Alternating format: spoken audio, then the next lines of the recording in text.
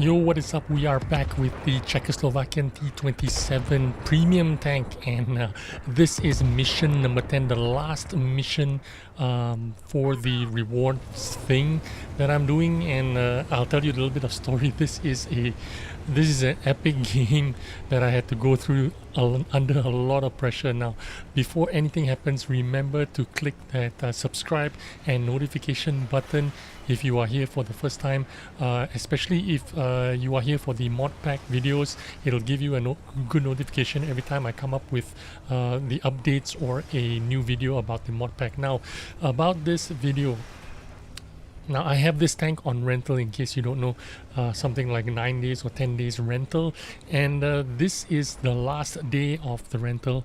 And basically what happens with me, for me is anyway, the mission resets every day, and at this particular time my tank rental actually runs out 1 hour after the mission 10 resets, which means from mission number 9, once you completed mission number 9, the time runs out. As soon as mission number 10 turns on, I only had 1 hour to complete this mission before this rental runs out. So I was under a lot of pressure. This is actually my 4th game in the 10th mission, which was to finish, I can't remember the mission, I think it's finished top 3 in damage and XP. As soon as the missions turn on, everyone was doing the same mission. Everyone on the server is doing the same mission. So what is the best strategy to do this mission? Everyone was hiding at the back and was sniping. Now, oh, I took a big hit there. Now I know. I'm going to blind shot those bushes from now onwards. Now, this particular map, Kharkov, I haven't played a lot on it. In fact, I don't really know this map very well. I did come here once on this side of the map, so I'm trying to use that knowledge to apply into this game. But I don't hate this map, but I don't think it is a really good map for people who are, you know, endeavoring to push. To people who are big balls, who are, you know, brave, who are trying to win, who are trying to push forward. This is not a very good map for it. If you are on the pushing side, if you are trying to apply pressure, it's very difficult for you to come out unscathed without taking any damage, surviving, even winning. You see those aggressive guys in the Tiger 2 and in the IS-6, there's no way they are going to advance any further, because look at that, they've lost their lives for no reason. They were leading this game. This was a game that the enemy team was leading 2 tanks up, but this IS-6 and the Tiger 2 gave away his HP for nothing, because they thought they could push forward. They thought they could, you know, be the brave ones on the team, try to get some damage, try to help their team win. It's a really bad idea. Now, I'm in my Skoda being very passive. Why? Because I figured this is going to be one of my last games in it. I was in the 40th minute. I only had 1 hour to complete this mission. I only had 1 more hour because the rental of the tank was going to run out. So I knew this was going to be one of my last games. I just need to do the top 3 highest damage and top 3 highest XP. So what I need to do is make sure that I am doing damage. Now, I saw that guy creeping up on the east side. He's going to show up here in that corner soon. So what I'm going to do is just load up my APCR and wait for him. Now, full disclosure, I am in full APCR on this match. Why? Because I'm under a lot of pressure. I need to perform. I need to get the result that I want to earn those prizes. Now, if you are in a T27, you get extra prizes. You get the more prizes than if you were using a regular tank. So that was a bonus for me. You get the crew, you get some, you know, equipment, I think vertical stabilizers or something like that, I'm not too sure. But anyway, this tank, let's talk a little bit about it. It does 240 damage per shot. It has a 3-clip auto loader, which means 720 potential damage, potential output on each clip. It reloads every 21.55 seconds. If you are running, of course I'm running vertical stabilizers, vents, optics, and food. So this is the quickest reload that I could get, 21.55, 3 clip size, 720 potential damage. It shoots every 1.8 seconds intra clip, so it does have a little bit of a burst damage. I mean, it's not like super fast unloading like a 1357 Grand Final, but it does do its part. The only sad thing about it is not a Lorraine. Lorraine does 1200 damage per clip because it has a 4 clip magazine.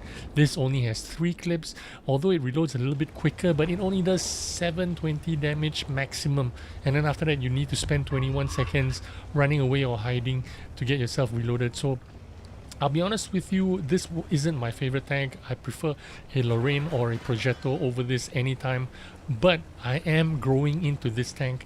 It does take some time. I am a slow learner. It does take some time for me to get used to this tank. I was trying to chase this guy down because he was a one hit, but then he got away. Too bad. You live and you learn. Let's try and push forward and see if we can get a little bit more damage out of this game. We're still down by a couple of tanks, but I'm thinking about how am I going to get damage without getting damaged. You know what I mean? I'm trying to see if I can finish top 3 in damage, top 3 in XP, but we'll see how it goes. I get 2 shots out of this Revelry. Why am I not shooting the 3rd shot on the Skoda T27 on the enemy team? Because he's probably hiding behind the Revelry, and I assume that he's going to be turning around and trying to shoot me, so I thought I'd better run away while I have my tank pointing in the right direction. I don't want to take any kind of damage if I possibly can. I want to save my HP for the end game, which I might need if I need to YOLO in to get some damage before I die or something like that. But anyway, 0.34 dispersion is not that great. It is not that great. It is like a Lorraine. It's no big deal. The dispersion can't compare to a Progetto. Progetto is much greater, but mobility wise it's almost the same as a Progetto. 50 kilometers an hour top speed, 20 in reverse. It is quite useful in that sense. It can wiggle a little bit. It has a little bit of mobility. You can flex around the map if you need to change flanks. No problem about that. That's the good thing about this tank. Now, like I said, if I had to make a choice over Progetto and Lorraine, I would pick those 2 tanks anytime over this tank. But this tank isn't at all like a terrible tank or something you want to avoid.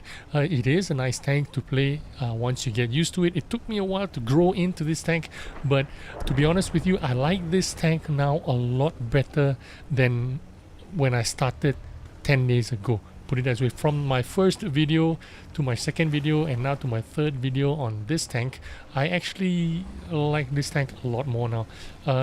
You have to change your gameplay a little bit, because it is not a Progetto and it is not a Lorraine. Lorraine does 1200 damage. You are almost guaranteed to kill someone with that 1200 burst. This one, 720 burst damage, is not going to kill anyone unless they are like, you know, 1 or 2 hits away from dying. So it's not the way. You can't play it like a Lorraine, and you can't play it like a Progetto where you can shoot 2 shots and then hide and then reload, fully reload again, and then kill off somebody. It doesn't work like a Progetto and it doesn't work like a Lorraine, but it does work in between those 2. So what I want to say is actually I'm growing to like this tank, to be honest with you, and if I had this in my garage, I would play it a lot, to be honest with you. I do like it. Once you work out the reload timing, how you want to clip, I made 3 excellent shots there. It doesn't happen often that you get 3 out of 3. Now I am reloading. Now what am I going to do? I'm going to go and side scrape this corner and peek out a little bit, not because I am ready to shoot anyone, but because I want to show, if anyone is trying to check me here, they're going to see me poking, they're going to think I might be ready to shoot. You know, that's just what I wanted to do. I just wanted to scare anyone that would potentially try to rush me or anything. As you can see, I'm alone over this side. There is a tank destroyer right at the back. I wish he'd come and join me so that at least I'll have some protection if somebody tried to rush me, which is the only concern that I have now. I blind shotted that corner because I knew someone was still there, and I was right. He blind shot me as well, or maybe he saw me, I'm not sure, but I managed to bounce it with my angled upper armor. So that was very lucky there. Normally this tank does not absorb, normally this tank does not bounce any kind of shells and or anything can pen you. But I will continue to blind shot this corner. As you can see, I'm being spotted, which means there is somebody behind there. It's probably like 416 still there. I hope I landed 1 or 2 blind shots on him. That would be great. It would add to my tally and, you know, increase my chances of getting top XP, top 3 XP, top 3 damage, which is what I'm hoping for. So anyway, continuing, again, I don't want to give up any HP. I'm very desperate to make it to the top 3 here. Maybe this is how I should play this tank all the time.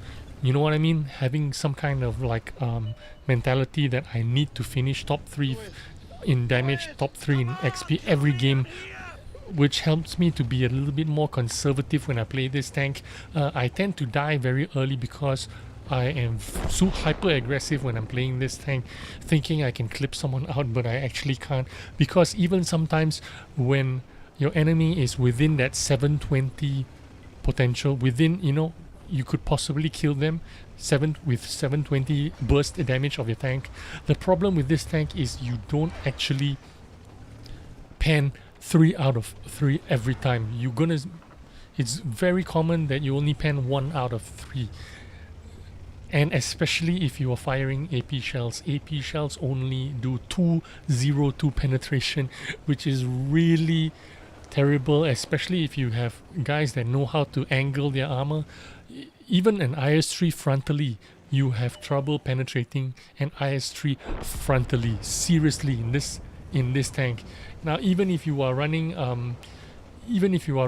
the APCR shells, premium shells with 242 penetration, when an IS-3 like wiggles the front or gives you a slight angle, you can actually bounce off the front of an IS-3, which is like really painful and frustrating, especially if you're trying to kill him off with your 720 burst damage. You know, it doesn't happen all the time.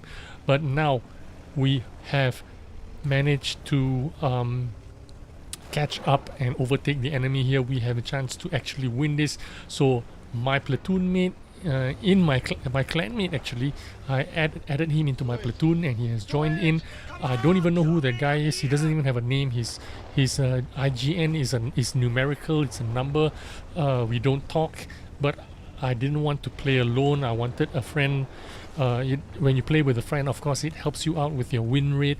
If you're not carrying the game, one of your clan mates is going to carry the game for you, especially if you're in a good clan, which I am in right now, a clan of like able players. This time I have decided to join a clan that with players that actually know how to play this game well.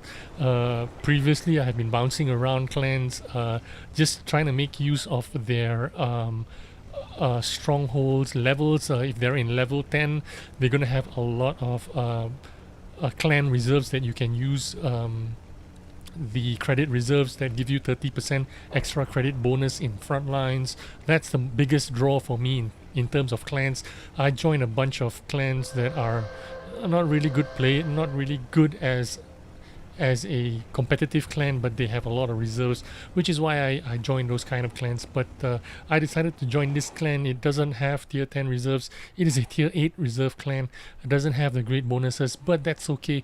I'm gonna enjoy myself a little bit more because these guys are a little bit more capable, actually a lot more capable. You can actually compete with the top clans, which is what I enjoy playing, you know, in competitive gameplay, team play. I get to unload here. 2 out of 3 is not bad. I'm gonna take it and I'm gonna reload. I'm behind in cover while my teammates are capping out to secure the win. I'm gonna try and finish off this AMX CDA and this Rheinmetall Borsig tier 8. Please let me finish him off. Yes, nice. Adds to my damage tally, and here as well adds to my damage tally and my kill tally. We're running out of time. They want to kill off the last guy, but I think the best play now is to join my platoon mate and cap him, and just as well he's calling me to join into the cap as well, which is what I'm gonna do. I'm not gonna shoot anymore. I'm in a safe distance, not being spotted. I don't want to give away my position and risk losing this game, so I'm not going to pull the trigger. I'm just going to hide, and we have done it. We've won. And this turned out actually to be my last game in this tank because my rental ran out exactly, and I completed the missions. I did get my first mark of excellence as well, which doesn't matter to me. I think I did over 3,000 damage or whatever. That isn't my goal anyway. My goal is to just complete this mission, which I get. And if you're doing this mission in a Skoda T27, you get some bonus prizes like those crew books, some optics as equipment, and vertical stabilizers. If I'm not mistaken, you also get 250,000 credits, or a lot of extra prizes if you did it in a T27, which I did. So very thankful for it. Too bad I didn't get a free tank out of it, but that it is what it is. I'm still grateful for being able to complete this mission within that 1 hour. So thanks for watching for this video, and hope you enjoyed and took a little bit of information out of this T27 video. I'll see you again soon. Bye bye.